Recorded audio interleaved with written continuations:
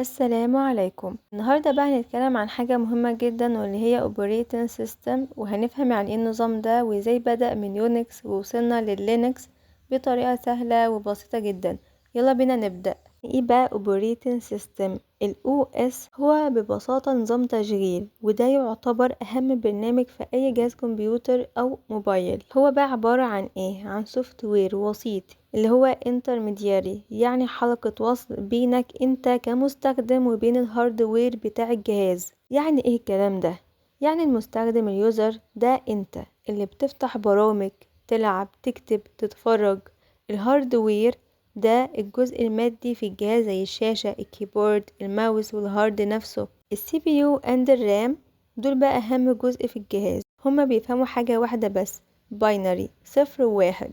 يعني لغة الكمبيوتر الأصلية مش زي لغتنا خالص. دور بقى الأوبريتنج سيستم هو المترجم، بيترجم كلامك كإنسان، أوامرك، الضغط اللي انت بتضغط على الكيبورد، لغة يفهمها السي بي يو والرام، الصفر والواحد، وكمان بيرجعلك النتيجة بشكل مفهوم جدا. يبقى الأوبريتنج سيستم هو اللي بيخليك تستخدم الكمبيوتر بسهولة، بيخلي البرامج دي تشتغل ويوصل بينك وبين الهاردوير. من غيره الكمبيوتر هيبقى صعب جدا استخدامه. ممكن حد يسألني هو ايه السي بي يو والرام؟ اول حاجة السي بي يو ده المعالج. السي بي يو ده اختصار لسنترال بروسيسنج يونت، وده بنعتبره مخ الكمبيوتر. هو المسؤول عن تنفيذ الاوامر، تشغيل البرامج، عمل كل الحسابات اللي بتحصل في الجهاز. لما تفتح برنامج او تلعب لعبة، السي بي يو هو اللي بيفكر ويعالج كل حاجة عشان البرنامج يشتغل. طيب ايه هو الرام؟ دي بقى الذاكرة المؤقتة، هي الذاكرة السريعة المؤقتة. بتشتغل كده، بتخزن البيانات اللي الجهاز محتاجها حاليا بس، ولما تقفل الجهاز او البرنامج كل اللي فيها بيروح. لما تفتح كروم وتفتح كذا صفحة، الرام هي اللي ماسكة الصفحات دي عشان تفضل شغالة بسرعة. يبقى السي بي يو اللي بيفكر وينفذ هو المخ، اما الرام اللي بيساعده يشتغل بسرعة الذاكرة المؤقتة. نربطهم بقى بالاوبريتنج سيستم، بيبعت اوامر للسي بي يو وبيستخدم الرام عشان يخزن البيانات اثناء التشغيل. يبقى السي بي يو هو عقل الكمبيوتر اللي بيحلل وينفذ الاوامر، والرام هي الذاكرة المؤقتة اللي بتخلي الجهاز سريع وهو شغال. هنعرف قصة مهمة جدا في عالم أنظمة التشغيل، وهي زي بدأ نظام اليونكس في السبعينات وزي اتطور لحد ما وصلنا لللينكس اللي بنستخدمه النهاردة. أول حاجة اليونكس في السبعينات، في سنة 1970 ظهر نظام اسمه يونكس. اتعمل في شركة اسمها بيل لابس. كان نظام قوي جدا وقتها، لكن كان closed source، يعني مش اي حد يقدر يشوف كوده او يعدله او يستخدمه بحرية، يعني كان مش مفتوح للجميع. تاني مرحلة بقى الجي ان يو في 1983، عالم اسمه ريتشارد ستيلمان بدأ مشروع اسمه جي ان يو. هدفه كان مهم جدا، نعمل نظام تشغيل يكون open source free، يعني اي حد يقدر يستخدمه ويعدله ويطوره. مشروع جي ان يو عمل برامج وادوات مهمة جدا، لكن كان ناقصه حاجة اساسية، كان ناقصه الكيرنل. يعني ايه كيرنل؟ الكيرنل ده هو قلب او مخ نظام التشغيل، هو المسؤول عن التحكم في الهاردوير، تشغيل العمليات، تنظيم كل حاجة جوه الجهاز. يعني من غيره النظام مش هيشتغل اصلا. 1991 لينكس كيرنل.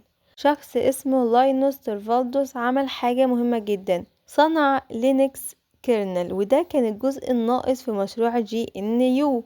النتيجة بقى لما نركبهم مع بعض، جي ان يو اللي هي الادوات والبرامج، ولينكس كيرنل هو قلب النظام، يبقى كده الناتج جي ان يو واللينكس. النهاردة بقى الجي ان يو واللينكس بقى واحد من اشهر انظمة التشغيل في العالم، وبيستخدم في السيرفرات، الأمن السيبراني، والحواسيب، وكمان الموبايلات أحيانا. يبقى يونكس كان البداية لكنه كان مغلق. بعده الجي ان يو جه بفكرة النظام المفتوح، ولما لينيوس أضاف الكيرنل اكتمل النظام، وبقى عندنا جي ان يو لينكس اللي بنستخدمه لحد النهاردة. بصوا كده الفكرة ببساطة، في البداية كان عندنا نظام اسمه يونكس، لكن كان مقفول ومش متاح لأي حد يستخدمه أو يطوره. بعد كده جه مشروع جي ان يو وقال لأ، لازم يكون في نظام مفتوح فري اي حد يقدر يستخدمه ويعدل عليه. بس جي ان يو كان ناقصه اهم جزء في اي نظام تشغيلي، وهو الكيرنل. لحد ما في سنة 1991 جه جه شخص اسمه لينيوس وعمل اللينكس كيرنل. فلما جمعنا الاتنين مع بعض GNU اللي هي الأدوات زائد اللينكس كيرنل اللي هو القلب بقى GNU/لينكس، وبكده بقى عندنا نظام تشغيل كامل ومفتوح المصدر نستخدمه لحد النهاردة. احنا عندنا نوعين من البرامج أو أنظمة التشغيل، Open Source و Closed Source. Open Source ده معناه ان كود البرمجي بتاع البرنامج متاح لأي حد، يعني أي حد يقدر يشوف الكود، أي حد يقدر يعدله، وأي حد يقدر يشارك التعديلات مع غيره، وغالبا بيكون متطور بواسطة مجتمع community مش شركة واحدة بس. مع مميزاته أكتر مرونة، أخطاؤه بتتصلح بسرعة لأن ناس كتير بتشتغل عليه، شفاف وواضح لأي مطور.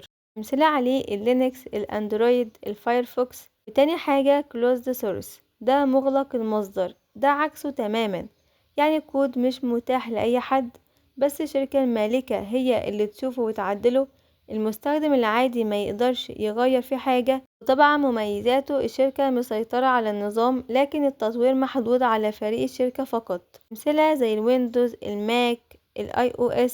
يبقى الفرق الأوبن سورس حرية تقدر تشوف وتعدل وتشارك، كلوزد تقييد تستخدم بس من غير تعديل. يبقى الأوبن سورس يعني حرية في استخدام وتعديل الكود، لكن الكلوزد سورس يعني النظام مقفول ومسموح باستخدامه فقط بدون تعديل. تعالوا بقى نفهم يعني ايه كيرنل. الكيرنل ده هو اهم جزء في نظام التشغيل، زي ما احنا قلنا نقدر نقول عليه brain of the operating system، قلب او مخ النظام. بيحصل ايه اول ما تشغل الجهاز؟ اول ما تفتح الكمبيوتر اول حاجة بتشتغل هي الكيرنل، لانه هو اللي بيبدأ يصحي الجهاز كله ويشغله، يعني من غيره الجهاز اصلا مش هيشتغل. وظيفته ايه؟ وظيفته الاساسية الكيرنل هو المسؤول عن ادارة كل حاجة في الجهاز. اول حاجة CPU المعالج، بيحدد مين يشتغل امتى، وزع الشغل على المعالج. تاني حاجة الرام الذاكرة، بينظم البرامج اللي شغالة ويدير الذاكرة المؤقتة.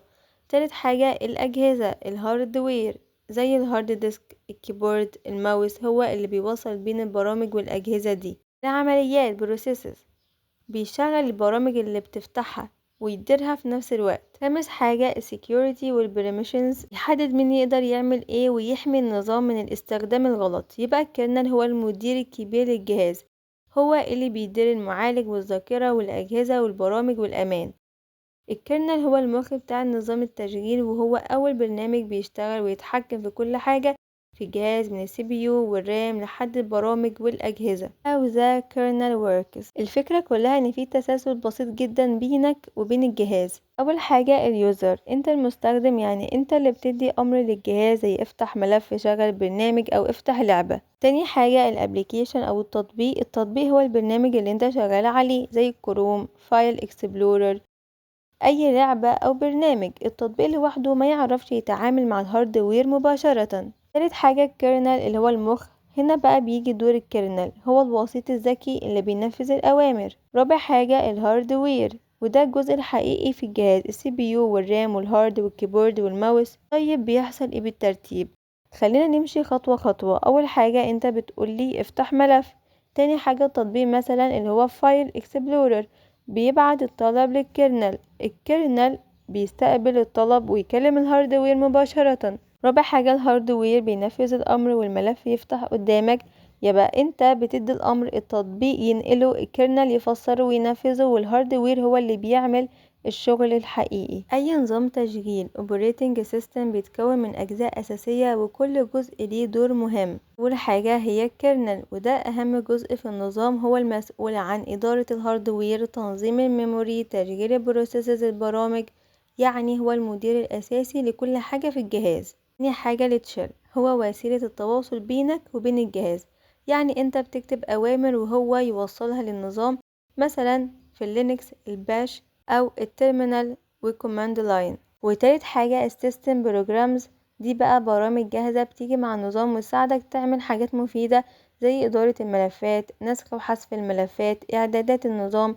يعني أدوات مساعدة مش أساسية زي الكيرنل لكن مهمة. بحاجة الدرايفرز، دي برامج صغيرة جدا وظيفتها تخلي نظام التشغيل يتكلم مع الهاردوير، مثال مثلا تعريف الطبعة، تعريف كارت بتاع الشاشة، تعريف الكيبورد والماوس، من غيرها الجهاز مش هيعرف يستخدم الأجهزة صح. خامس حاجة user interface، واجهة المستخدم. دي الطريقة اللي المستخدم بيتعامل بيها مع الجهاز، وعندنا نوعين GUI و CLI. GUI Graphical User Interface، واجهة رسومية فيها صور وأيقونات وأزرار سهلة للمستخدم العادي، مثلا زي ويندوز، الديسكتوب، الأيكونز، الماوس كليك. أما ال CLI Command Line Interface، واجهة نصية بتكتب أوامر بالكلام، أقوى وأسرع للمحترفين. مثال مثلا اللينكس في التيرمينال، أوامر زي ls cd mkdir، وهنعرفهم مع بعض. بقى الفرق GUI سهلة وشكل وكمان ضغط وأزرار وحاجات حلوة كده كتير. أما CLI أوامر وكتابة. يبقى نظام التشغيل بيتكون من الكيرنل اللي بيدير كل حاجة، والتشيل للتواصل، وبرامج مساعدة، ودرايفرز لتشغيل هاردوير، وواجهة المستخدم اللي ممكن تكون GUI أو CLI. وبكده نكون عرفنا يعني ايه نظام التشغيل، وفهمنا ازاي بيشتغل من اول يونكس لحد اللينكس، وكمان عرفنا اهم مكوناته زي الكيرنل والتشيل والدرايفرز. اتمنى تكونوا استفدتم كتير، واشوفكم في فيديو جاي ان شاء الله. سلام.